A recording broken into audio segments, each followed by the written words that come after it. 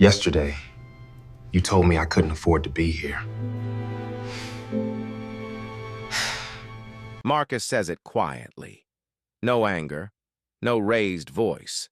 Just a sentence, dropped into a room full of glass and light. Emma stands frozen behind the display counter, lips parted, face draining of color. Around them, the boutique has gone silent. Staff, customers, even the music feels like it stops. Oliver Ray, owner of Linden and Ray Jewelry, looks from Marcus to Emma, confused for half a second, until he sees the shame in Emma's eyes and the calm in Marcus's. Next to Marcus, Zoe clutches his hand, the silver bracelet on her wrist catching the light like a tiny shooting star. To understand why that one sentence can silence an entire luxury store, we have to go back to the afternoon before, when Marcus Carter was just a tired black single dad trying to buy his daughter a birthday gift. The apartment is small, but it breathes. Morning light spills through thin curtains, touching a kitchen table covered in pencils, eraser crumbs, and pages of sketches. Tiny constellations drawn in graphite and ink. Rings, necklaces, earrings, all orbiting around one central motif. A slim silver bracelet, with a shooting star flowing across it. A streak of light, frozen in metal. Marcus sits at the table in a worn gray hoodie, sleeves pushed up, a steaming mug of coffee at his elbow. His hands move automatically, pencil flicking, refining a curve, deepening a shadow. His face is focused, but his eyes are tired in a way coffee can't fix. Small footsteps pad in from the hallway. "Morning, Dad," Zoe yawns, hair a wild halo, dragging her blanket behind her. "Hey, birthday girl almost," Marcus smiles, putting the pencil down. "You know you still have 2 days, right? You can't just claim the entire week." "Why not?" She climbs onto his lap like it's the most natural thing in the world. "People do birthday weeks. Auntie Mia said so." Auntie Mia talks too much, he mutters, but his arms circle her automatically. Her gaze drops to the sketchbook. "What are you working on?" she asks, eyes squinting at the lines. Marcus flips the page like he always does. Habit, protect the designs, protect the work. But Zoe is quicker today. She grabs the edge of the book and flips it back. "Hey!" She sees it before he can move. The bracelet, the shooting star, the tiny line of light across the wrist. Her eyes widen. "This one," she whispers. "It looks like when you make a wish and you only have 1 second to say it." Marcus pauses, then exhales. "Yeah," he says softly. "That's kind of the idea." "Have you made it yet? Like, for real?" she asks. "Not me," Marcus shrugs. "I sold the design to a company. They make it. Somewhere. In some store I'll probably never step into." Zoe frowns. "That's dumb. If you made it, you should see it." He smiles at that. It's so simple in her world. "Well, the world doesn't always work that way, baby." She stares at the sketch a little longer, then looks up at him, hopeful. "Can we at least go see jewelry today? For my birthday? Not to buy, just to look? Like real shiny ones in the fancy places?" Marcus follows her gaze to the calendar on the fridge. Red circles around Saturday. Bills tucked beneath magnets. Numbers scribbled in the margins. He thinks of rent, of groceries, of overdue notices, of the email he hasn't answered yet. A formal invitation from Linden and Ray Jewelry. "We would be honored if Center could visit our Soho flagship store to see the Starlight collection displayed in person. Center." The name he signs on designed so nobody knows the rest of him. No face, no race, no story, just work. "Just to look?" Marcus asks, eyes still on the calendar. Zoe nods eagerly. "Just to look," she promises. "I don't need anything. I just want to see." He sighs, but the corners of his mouth lift. "Finish your cereal. Then we'll go walk around Soho." Zoe gasps, jumps off his lap, and runs to the cupboard like he just promised her the moon. On the table, the bracelet sketch catches the light. The shooting star waits. The city is a little too bright that afternoon. Soho is all clean windows and white walls. Mannequins frozen mid-laugh in clothes that cost more than Marcus's rent. Couples stroll by with shopping bags. Influencers pose on the sidewalk for photos. Tires hiss on wet patches of asphalt. Marcus walks beside Zoe, one hand in his pocket, the other wrapped around her small fingers. His jacket is clean but old. The soles of his shoes are worn but polished. He doesn't belong to this street, and he knows it. He's known it his whole life. But Zoe doesn't see any of that. "Look at that one!" She points at a window full of dresses. "It's like a cloud." "Big, expensive cloud," Marcus says under his breath. Zoe laughs, skipping. They turn a corner, and then she stops so suddenly, he almost steps into her. "Dad," she breathes. He follows her gaze. The store sits on the corner like it owns the block. Tall glass doors. A polished brass sign. Linden and Ray Jewelry. Inside, warm light falls over velvet displays and glittering metal.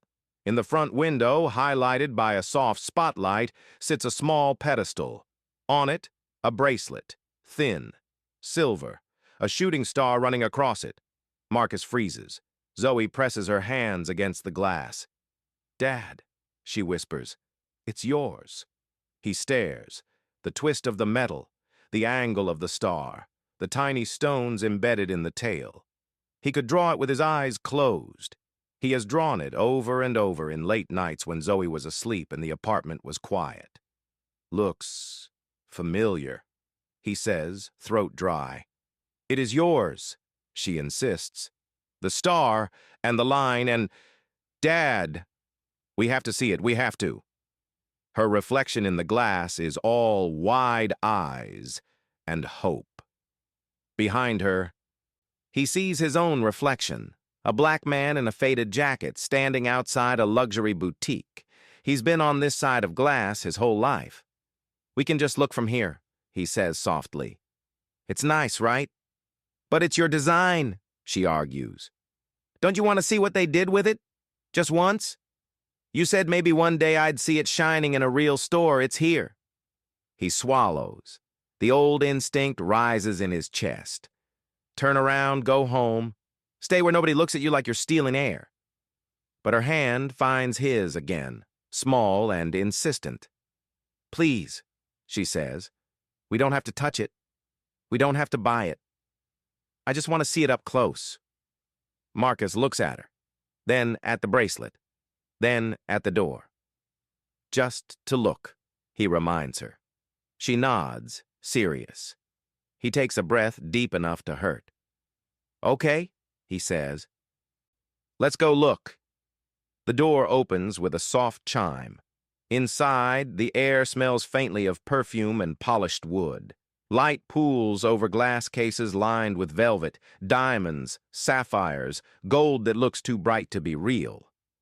Marcus feels every eye, even if nobody is looking. He feels the invisible measuring tape running over his shoes, his coat, his skin. Zoe, however, walks in like she belongs there. "Wow," she whispers. "It's like a treasure room." Behind one of the counters, a young woman in a sleek black dress glances up. Emma Blake. She takes them in quickly, a single sweep trained by years of retail. Clothes not designer, shoes worn, watch none, jewelry none, skin black. Her smile appears, but it's thin, automatic. "Hi there," she says. "Can I help you with something?" Marcus gives her a polite nod. "Afternoon," he says. "We were just hoping to take a look at one of your pieces. The bracelet from the Starlight collection. The shooting star one in the window." Emma's smile tightens. "The Starlight collection is one of our premium lines," she says. "Those pieces start at a very high price point." She emphasizes premium, and high like warning signs. Marcus keeps his tone even. I understand, he says. We're just looking, that's all. Zoe leans closer to the glass. It's so pretty, she murmurs. Emma's eyes flick to the girl, then back to Marcus. We generally don't remove items from that collection unless the customer is ready to make a purchase, she says. Perhaps you'd be more comfortable with some of our more accessible pieces over there. She nods toward a small stand near the back. Simple silver studs, discounted necklaces. Or there's a great accessories store across the street. Really cute stuff for kids. Marcus's jaw tightens. I'm not asking you to take it off the premises, he says quietly. Just to show it to my daughter. Emma's smile doesn't reach her eyes. Sir, she says, voice dropping just a fraction. Those items run in the several thousand range. We don't usually risk handling unless there's a serious intention to buy. I hope you understand. We've had issues before. The word issues hangs there, heavy, ugly. Zoe looks up, confused. Dad, she whispers. We're not allowed to see it? Marcus feels every memory stitched into his bones. Doors guarded, security following him, clerks watching his hands more than his face. He forces his shoulders to stay relaxed. It's okay, Zoe, he says, not taking his eyes off Emma. We don't want to cause issues. Emma opens her mouth as if to add something, then thinks better of it. If you change your mind, she says, already turning away, our clearance items rotate weekly. Marcus laughs once, softly, but there's no humor in it. Thank you for your time, he says. He reaches for Zoe's hand. Come on, he tells her gently. Let's go. Zoe hesitates. But we'll find something else, he says. I promise. He doesn't look back as they step outside. He doesn't see Emma rolling her eyes, already reaching for her phone. He doesn't see the security guard glance their way, then look bored again. On the street, the city noise rushes back in. Zoe walks a little slower now. Did we, do something wrong? She asks. Marcus shakes his head, pressing his lips together. No, he says. You didn't do anything wrong. Then why? Sometimes, he cuts in softly, people see what they expect to see. That's not on you. Zoe looks down at her empty wrist. Dad? Yeah? Maybe one day I'll wear your bracelet from a place that deserves it, she mutters. He almost smiles at that. Yeah, he says quietly. Maybe you will. The apartment feels smaller that night. Zoe has fallen asleep with a book on her chest, her arm flung over her face. Marcus gently moves the book, tucks the blanket around her, and closes the door halfway. In the kitchen, he opens his laptop. The glow paints his face in cold light. His inbox is a mix of invoices, order confirmations, spam, and one unread email flagged in red. From Lyndon and Ray Creative Department. Subject, invitation for Center to visit Soho flagship. He clicks it open. Dear Center, we are honored to present your Starlight collection at our Soho flagship location. The response has been phenomenal. We would be delighted to host you in person to review the display and discuss future collaborations. He leans back in his chair, staring at the words. Center. They've never seen him. The contracts went through a design agency. Files sent digitally, payments wired, no profile picture, no bio. Just a name he chose because it felt neutral. No one sees your face when you're just a signature at the bottom of an email. He thinks of Emma's voice. Those pieces start at a very high price point. We've had issues before. He closes his eyes. He could ignore this. Stay anonymous. Keep the work and leave the people. That's safer. But then he remembers something else. Zoe's face pressed against the glass, whispering, "It's yours." He looks down at his hands, the same hands that drew that bracelet, the same hands that held hers as they walked out of that store. He takes a breath. His fingers move before fear can stop them. "Dear Mr. Ray, thank you for the invitation. I can come by the store tomorrow afternoon. Best, Center, Marcus Carter." He hesitates over his own name, then leaves it there. Send. The email flies away into the dark. At the same time, a few blocks away, Oliver Ray sits in his office above the Soho store. He is reviewing security footage. It's not a habit born of suspicion. It's just something he does every week, checking the flow, the customer experience, small details. He cares about the brand, about the story the store tells. He clicks through recordings until a paused frame catches his eye. A man and a little girl in front of the Starlight case. Oliver presses play. He watches Zoe's hands on the glass, sees the man's expression as he looks at the bracelet. Not greed, not confusion, recognition. Oliver leans forward. He turns the volume up and listens to Emma's interaction, the clipped tone, the subtle condescension. He hears the word clearance, hears issues. His jaw tightens. He freezes the video just as Marcus turns to leave. From this angle, he has a clear view of the man's face, the tight line of his mouth, the way he holds his shoulders straight, like it's the only armor he has. Oliver takes a screenshot, then opens a folder on his computer. Starlight Center. Designs. He clicks. Up pops a digital portrait from a project brief, a stylized outline of a face, unfinished, more concept than photo, but the eyes, the set of the jaw, the line of the shoulders. Could it be? A notification pings. New email. He switches back to his inbox. From Center. Marcus Carter. Subject, invitation to Soho store. Oliver reads it once, twice. Marcus Carter, he murmurs. So that's your name. He glances back at the paused footage. Marcus leaving with Zoe. He understands suddenly how this is going to look tomorrow and how it has to be handled. The next afternoon, the bell above the door chimes again. Marcus steps into Linden and Ray, wearing the same jacket, the same shoes. Zoe walks beside him in her favorite yellow dress, her hair done up in two little puffs she insisted on doing herself. This time, they're not invisible. "Mr. Carter?" a voice calls. Marcus looks up. A man in a navy suit is already walking toward him. Silver hair, kind eyes, the sort of calm authority you can't fake. "I'm Oliver Ray," he says, offering his hand. "You must be Marcus.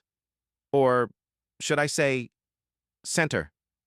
The way he says it, no doubt, no question, makes a few heads turn. Emma, rearranging items behind the main counter, freezes mid-motion. The necklace in her hand slips slightly, clinking against the glass. Marcus shakes Oliver's hand slowly. "Just Marcus is fine," he says. "Thank you for inviting us." Oliver looks down at Zoe and smiles warmly. "And this must be the young lady who inspired the Starlight bracelet?" he asks. Zoe blinks. "I did?" she asks, looking at her dad. Marcus chuckles softly. "You inspire more than you know," he tells her. Oliver gestures toward the center of the store. "If it's all right with you," he says, slightly louder now, "I'd love to show you how we've displayed your collection. Our team is very proud of it." Whispers ripple through the staff. "Your collection? Designer? Center." Emma's pulse starts to pound in her ears. She watches as Oliver leads Marcus and Zoe to the main display, the same case she had guarded so carefully yesterday. "The Starlight Collection," Oliver says, as if presenting a crown. "One of our most successful lines, designed by this man right here." Marcus looks down at the pieces. Rings with tiny arcs of light, earrings shaped like falling stars. And there in the center, the bracelet. His bracelet. He leans in, studying it. Every curve is exactly as he imagined. It's like seeing a piece of his own heart under glass. It's beautiful, Oliver says. People feel something when they see it. That's rare. Marcus doesn't answer right away. Behind them, Emma steps closer, unable to stay away. Her stomach twists. "Mr. Carter?" she starts, voice small. Emma?" Oliver says quietly, but with steel. "Come here, please." She walks over, every step heavier than the last. Oliver looks between them. "Emma," he says, "this is Marcus Carter, also known as Center, the designer whose work pays your salary every week." Emma swallows. The words hit harder than any raised voice could. Marcus's gaze shifts to her. His face is calm. Too calm. She hears her own voice from yesterday echoing back at her. "Those pieces start at a very high price point. We've had issues before. Clearance section." I didn't know," she stammers. "I didn't realize." He tilts his head slightly. "Yesterday," he says quietly. "I was just a dad trying to show his little girl a birthday gift." Emma's eyes sting. "I'm so sorry," she whispers. "Today," Marcus continues, "I'm the designer you think deserves to be treated with respect." He doesn't raise his voice. He doesn't need to. The room is so quiet his words seem to land on every surface. Emma nods quickly, tears welling.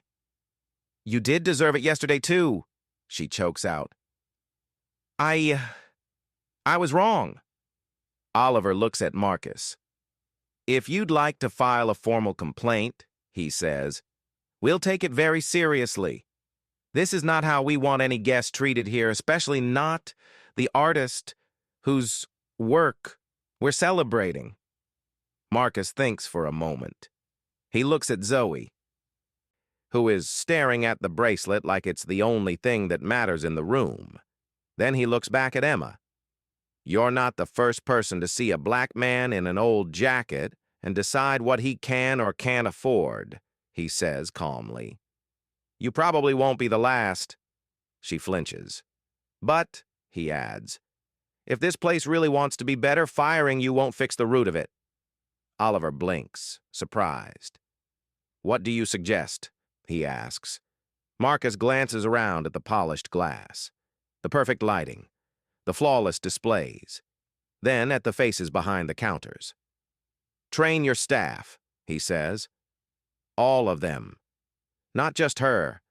Make sure they understand how to treat people with respect before they know who they are, not after." He pauses. "And if you really want to make it right, start a scholarship. For young designers from neighborhoods like mine, kids who can't afford art school but who have this—" He taps the glass near the bracelet. "Inside them." Oliver looks at him for a long moment. Then he nods. "Done," he says. "We'll set it up. You have my word." He extends his hand again, but this time it feels different. "Thank you," Oliver adds quietly. "Not just for the designs, but for this." Marcus shakes his hand. "It's not charity," he says. "It's overdue." Oliver turns back to the display and unlocks the case. Very gently, he lifts the shooting star bracelet from its velvet stand. Zoe gasps. "For your birthday," Oliver says, holding it out. "We'd like you to have this." Her eyes fly wide. "Dad!" she squeaks. No, we can't." Marcus opens his mouth to protest. "That's not—" Oliver raises a hand. "Consider it a thank you to Center," he says, "for trusting us with his art, and a promise that we'll do better with the people who walk through our doors." Marcus hesitates, then looks at Zoe. She is holding her breath, her hand half extended, afraid to touch. "Go on," he says softly. "It's okay." Oliver steps closer. May I? He asks Zoe. She nods, stunned. He fastens the bracelet around her wrist. The metal sits perfectly against her skin, the tiny star catching the light from above, sending a small reflection dancing across the glass case. Wait, Marcus says. One thing. Oliver looks at him questioningly. Can we have something engraved on the inside? Marcus asks.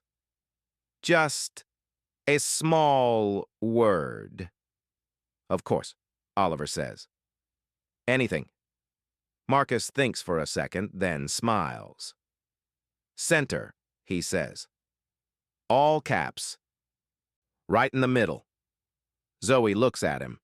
What does it mean? She asks. He brushes a hand over her hair. It's a reminder, he says, that no matter where you are, no matter how people look at you, you know who you are. You know what's at your center. They don't get to decide that. She nods slowly, like she's storing the sentence somewhere she'll never forget. They leave the store a little later, paperwork signed, engraving requested. Promises made. Emma watches them go, cheeks still damp. As the door closes behind them, she takes a deep breath and walks to Oliver. I want to be part of that training, she says quietly, and that scholarship program. I don't want to be this version of myself ever again. Oliver nods. Good, he says. Then let's start there.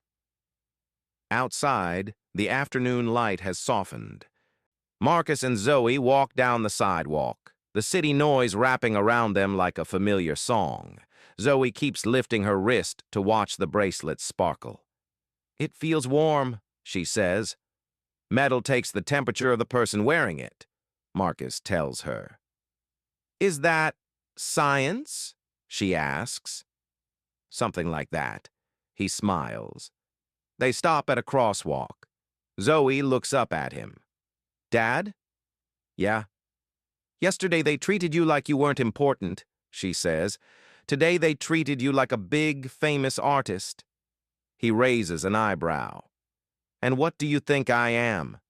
She grins, easy and sure. You're my dad, she says. That's already better than famous. The light changes. They step off the curb together. The bracelet catches the fading sun, a streak of silver across her wrist, like a shooting star that decided, for once, to stay. Yesterday, Marcus walked into that store as a man the world had already judged. Today, he walks away as exactly who he has always been, a father, an artist, and a man who no longer needs anyone's permission to know his own worth. And somewhere, inside, Lyndon and Ray, under new lights and new rules, a small plaque will soon read, Starlight Collection designed by Center, Marcus Carter.